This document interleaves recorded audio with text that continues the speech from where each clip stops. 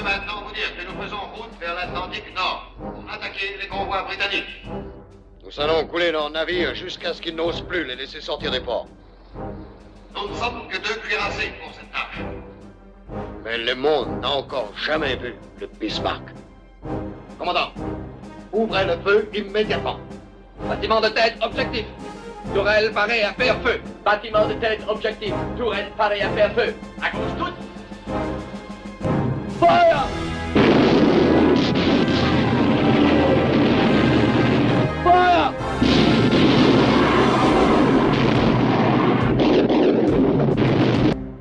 Décollerie à 18h30.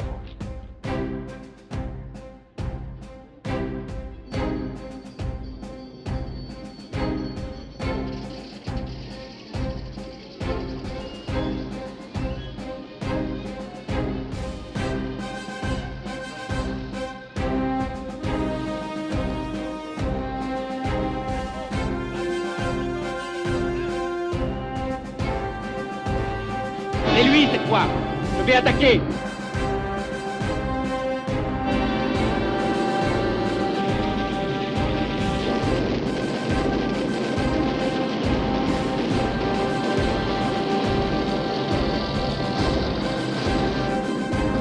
À gauche toute.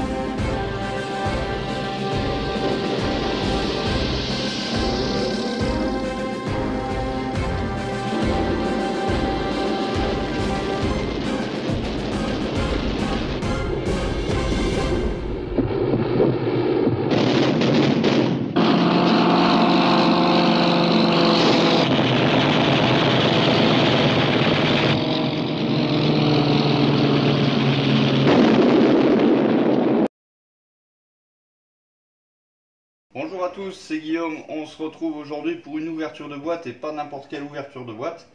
Une ouverture de boîte, une maquette que j'attendais depuis un bon moment. Comme vous pouvez voir, j'ai mis la caméra tout en haut parce que ça prend de la place. Donc il s'agit du bateau Bismarck, donc d'un navire de l'unité Kriegsmarine qui a été en fonction pendant la Deuxième Guerre mondiale. Donc c'est un bateau qui n'a pas duré longtemps dans la guerre, hein, parce qu'il a duré moins d'1 an en activité. Et donc du coup,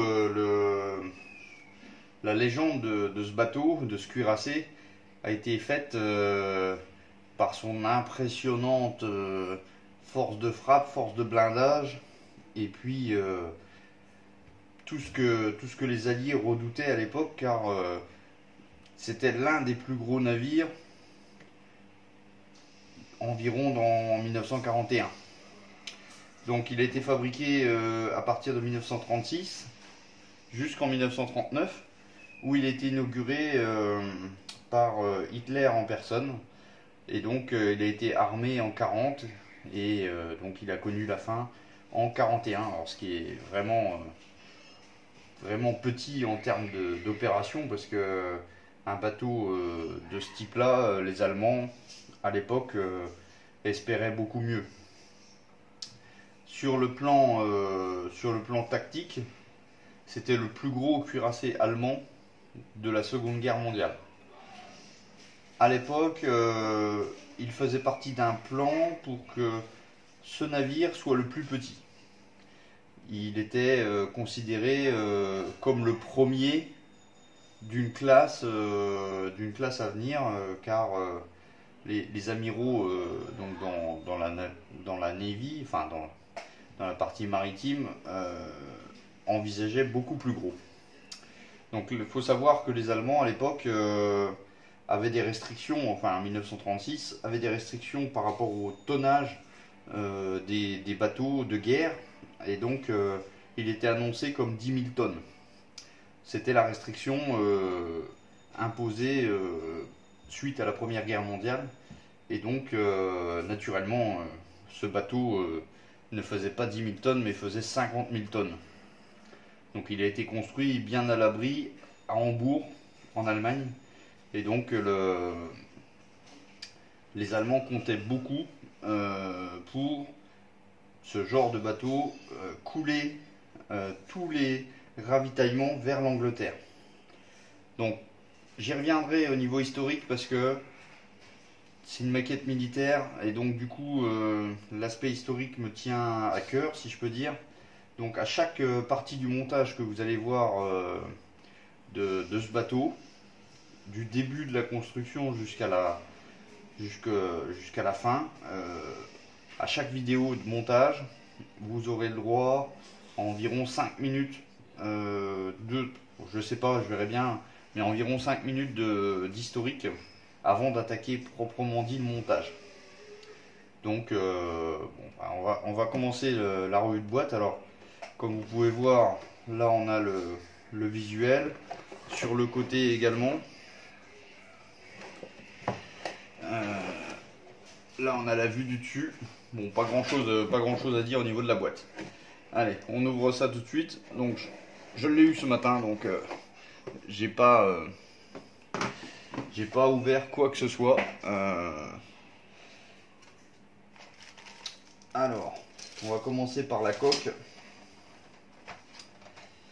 Donc c'est un modèle qui va faire environ 77 cm de largeur. Donc au niveau du détaillage, alors on n'a pas grand chose au niveau de la coque. Là on a des trous qui correspondent aux hublots, hein, je suppose, ou au retour d'eau. Alors là c'est intéressant, on a l'emplacement pour mettre des piles, donc on peut également le motoriser d'après ce que je vois.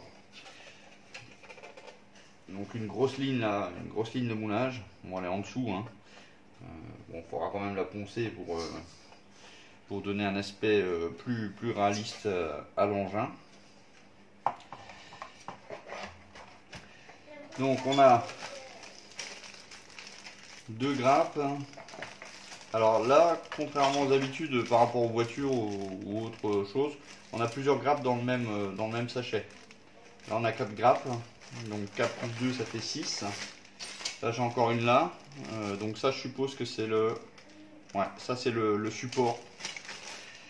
Donc 7. Donc là les ponts. 8, 9. 10. 11, 12. Voilà, 12 grappes. 12 grappes sur le... On reviendra en détail après. On va commencer par la notice. Ce qui est intéressant, voir un peu par où on commence et quelle étape on fait. Hop. Alors je mets la boîte de côté. Donc c'est un gros projet.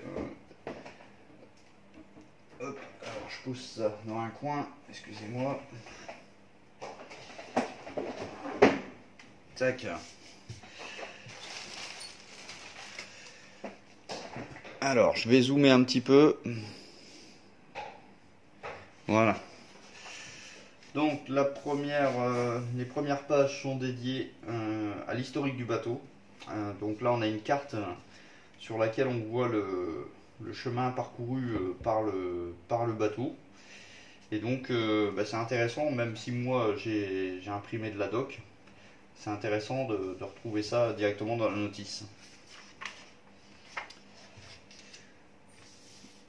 Voilà, donc au niveau peinture, on nous demande donc deux peintures en bombe qui sont le Dual Red, donc le rouge mat, hein, pour faire le dessous de la coque. On a également du TS68, donc c'est du Wooden Tech Tan. Bon, en fait c'est le revêtement bois qu'on trouve sur le ponton, hein. On a du Gunmetal X10, du Chrome Silver,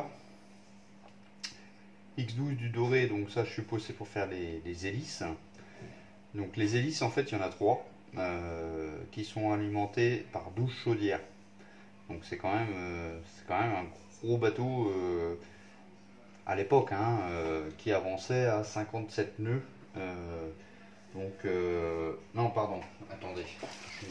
Parce que je me suis fait des fiches, c'est pas 57 nœuds. 57 nœuds c'est énorme. C'est 30 nœuds, pardon. 31 nœuds. Donc ça fait 57 km/h. Donc ce qui est, pour un navire de 50 000 tonnes, c'est quand même énorme.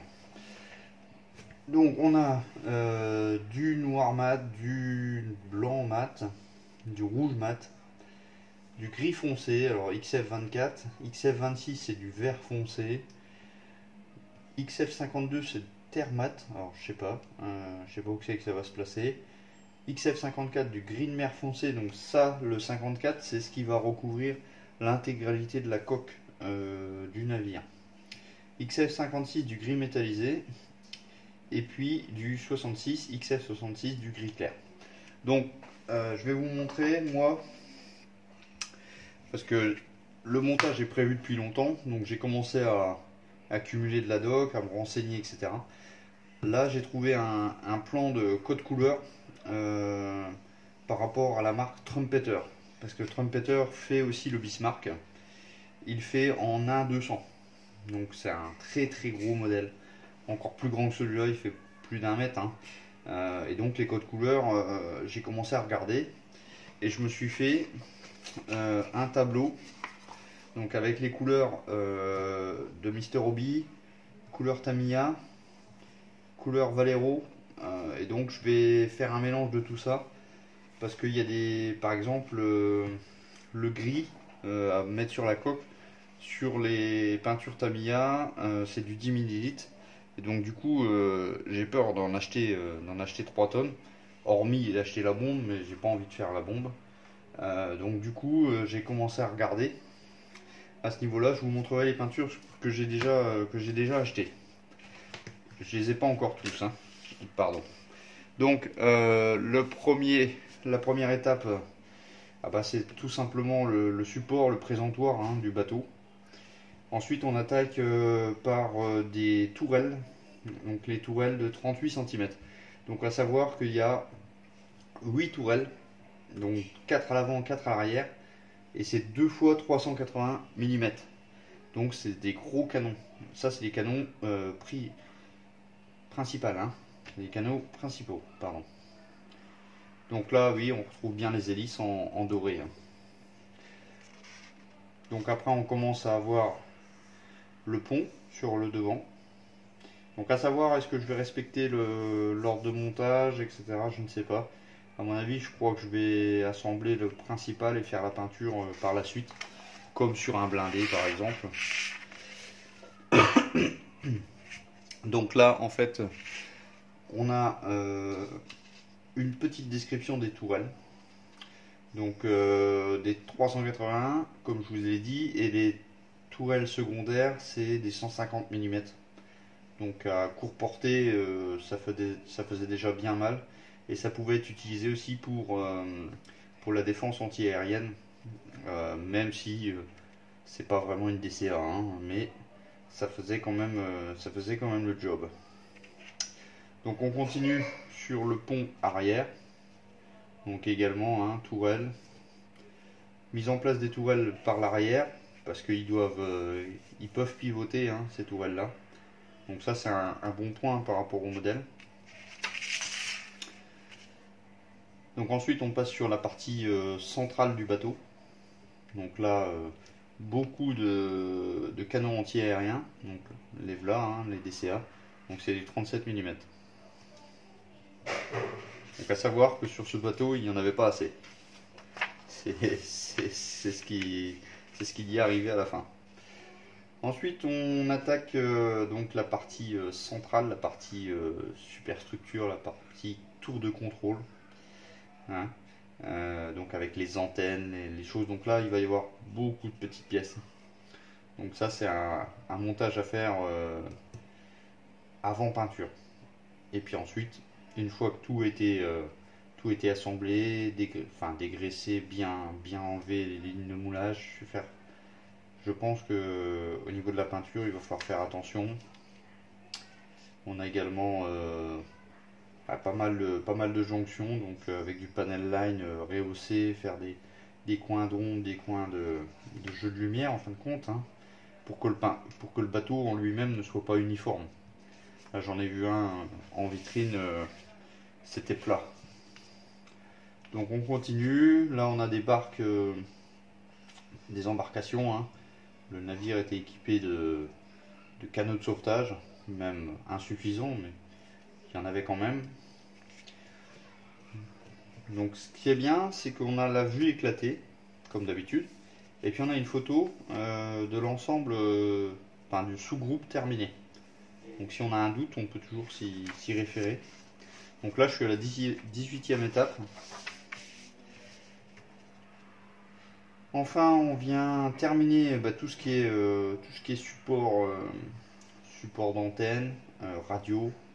On a également 2 avions qui étaient prévus sur le Bismarck avec 2 catapultes. Donc on va voir au niveau de la taille, à mon avis ça va pas être bien grand. Et puis là on a donc la peinture à mettre en place.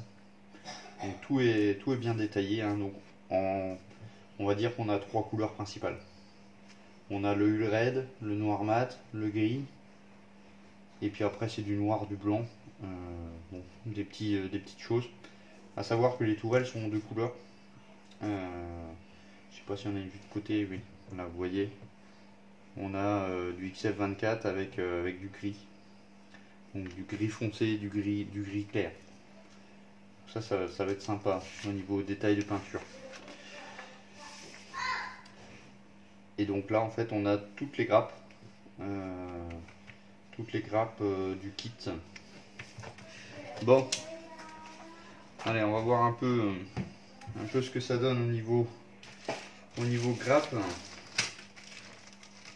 Alors j'ouvre les paquets devant vous. Donc là je vais essayer de zoomer, je rapproche la caméra et puis je vous montre ça. Voilà, alors première grappe, la grappe E que j'ai déballée. Donc là en fin de compte on a les tourelles principales. Donc on a bien, alors je vais essayer de vous zoomer un peu plus. Voilà, on a du détaillage là, au niveau des rivets. C'est plutôt bien fait, on a même la petite échelle là, plutôt sympa. Ça je ne sais pas, ça ressemble à des grosses pièces. Ça je pense c'est les supports, hein. Deuxième grappe, alors je fais vite, hein. Là c'est tout ce qui est partie tour de contrôle. Vous voyez, on a du détaillage. Donc à voir sur l'ensemble. Autre grappe. Donc là c'est le pont.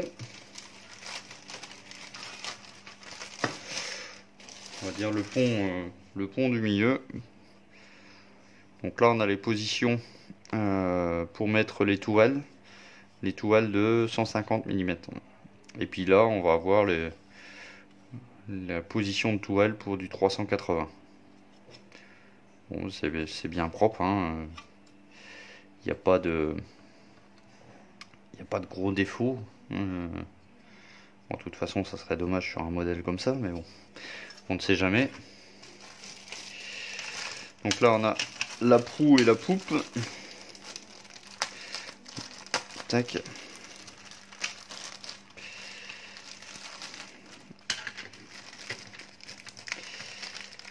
Hop là. Alors vous pouvez voir que le décor n'est pas comme d'habitude. C'est pas que j'ai changé de bureau, c'est que je suis rentré chez moi, donc je suis en vacances pendant une quinzaine de jours. Donc vous n'allez pas voir de vidéo de montage par rapport à ce modèle ou par rapport à la Supra qui est commencée, hein. Donc à mon retour on reprend les choses sérieuses. Là pour l'instant c'est de l'unboxing. Donc là on a la proue, si je fais pas erreur. Donc on a l'imitation de la chaîne. Alors ça aurait été intéressant sur ce modèle d'avoir un vrai revêtement bois. J'ai regardé un peu sur internet. Bon, c'est vrai que ça coûte un peu cher. Donc je sais pas si je vais me lancer dans l'achat. On verra bien. Donc là on voit bien les lignes. Donc là avec un petit jus, je pense que ça peut être sympa. Donc là j'ai une petite voyez, j'ai un petit ergot à poncer. Bon, pour l'instant c'est très propre. Hein. Bon, le présentoir, je vous le montre pas, hein. C'est classique. Tac.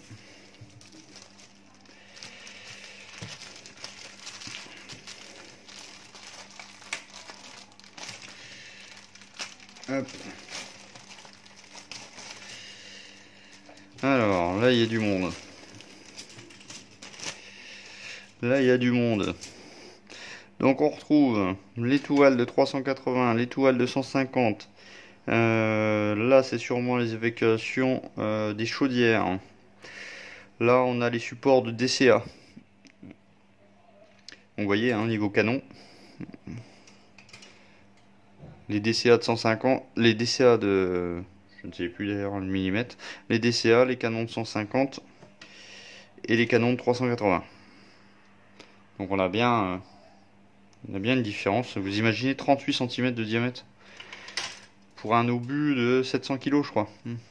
C'est quelque chose de gros. Alors là, on retrouve les petites, les bateaux de, les canaux, hein, canaux de sauvetage. On a l'avion. Alors, il faudrait que je me renseigne. C'est quel type d'avion qui ont été utilisés sur ce cuirassé. Un peu de flash là, vous voyez, au niveau de l'hélice. Bon, c'est pas méchant, hein, ça, un petit coup de ponçage et ça va partir. Là, j'en vois pas d'autres. Là, le deuxième, donc ça c'est la même grappe. Hein. D'ailleurs, il y a deux supports Bismarck. Hein. Le gouvernail.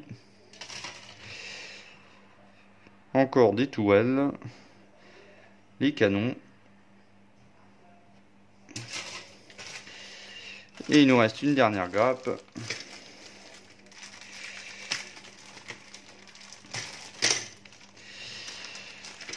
Une dernière grappe que voici, que voilà. Alors là c'est joli. Là on se rend compte en fait de la taille de la maquette. Vous voyez, là c'est au niveau du poste de commandement. Ça reste énorme.